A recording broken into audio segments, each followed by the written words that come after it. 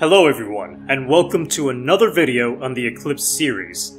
Today, we will be talking about how the moon's shadow can vary during an eclipse. Let's get started. Let us say that we are with a group of friends, and an object is casting a shadow. The object's shadow is also cast at an angle. If one of our friends stands at the inner portion of the shadow, and one at the outer portion, this shadow will affect them differently. For one of our friends, represented by the yellow circle, their head will be within the shadow, while their feet will be outside of it. For our other friend, represented by the red circle, their feet will be within the shadow, but their head will be outside of it.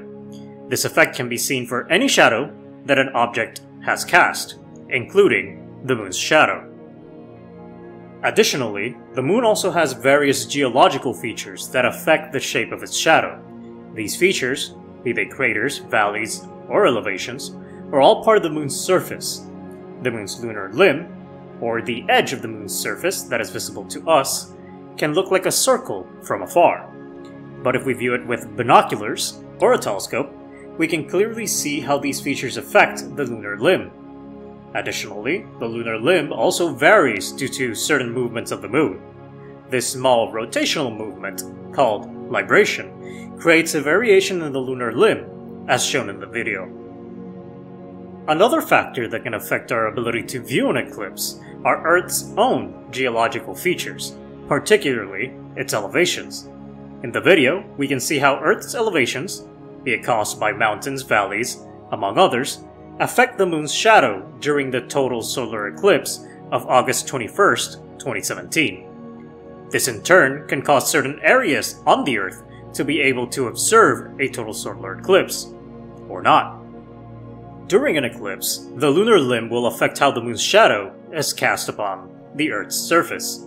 In the animation shown on screen, we can see how the umbra can shift and change.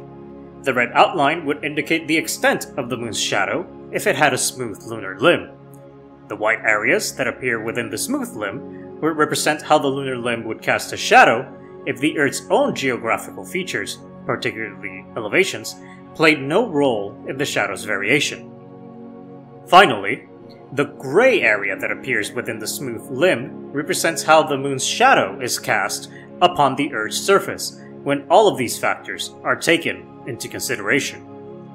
Thank you for watching, and I hope you have learned something useful about eclipses today.